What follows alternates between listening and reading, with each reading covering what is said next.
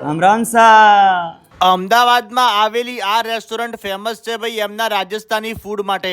અને હવે ભાઈ તમને રાજસ્થાની સ્પેશિયલ દાલ બાટીની પ્લેટર અનલિમિટેડ મળી જવાની છે માત્ર ને માત્ર 199 અને આ અનલિમિટેડ પ્લેટરમાં તમને ચૂરમું, સલાડ, ઘીથી ભરપૂર બાટી, એક્સ્ટ્રા ઘી અને દાળ તો ભાઈ માટીની કઢાઈ ભરીને જ આપી દે છે.